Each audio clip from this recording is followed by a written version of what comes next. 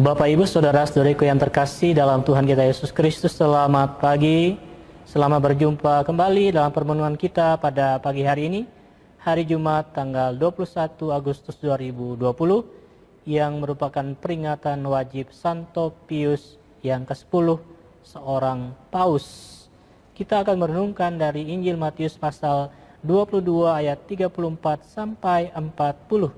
Mari kita buka permenungan kita ini dengan tanda kemenangan Kristus, dalam nama Bapa dan Putra dan Roh Kudus. Amin.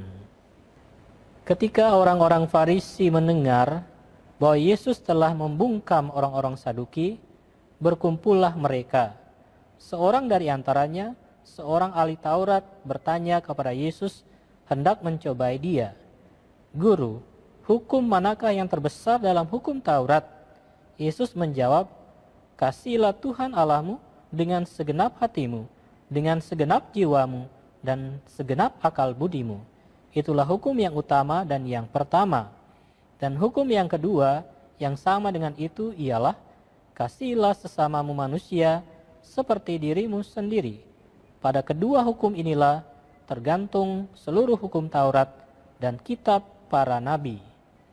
Demikianlah Injil Tuhan. Terpujilah Kristus. Bapak, Ibu, Saudara-saudariku yang terkasih dalam Tuhan kita Yesus Kristus, dalam Injil hari ini, seorang ahli Taurat bertanya kepada Yesus tentang hukum yang terbesar dalam hukum Taurat. Yesus memberikan jawaban dengan tegas bahwa hukum yang terbesar dalam hukum Taurat adalah kasihilah Tuhan Allahmu dengan segenap hatimu, dengan segenap jiwamu, dan segenap akal budimu. Dan kasihilah sesamamu manusia seperti dirimu sendiri. Yesus memberikan prioritas pertama kepada mengasihi Tuhan. Segala sesuatu yang kita lakukan, hendaknya kita lakukan itu demi kemuliaan Allah. Namun, mengasihi Tuhan dan mencintai sesama adalah dua hal yang berhubungan satu sama lain. Cinta terhadap sesama manusia harus mengalir dari cinta kepada Allah. Dengan kata lain, cinta kepada sesama manusia harus didasarkan pada cinta akan Allah. Hanya dengan demikian, cinta kita kepada sesama itu lebih bersifat sejati dan jauh dari motivasi yang cenderung ingat diri.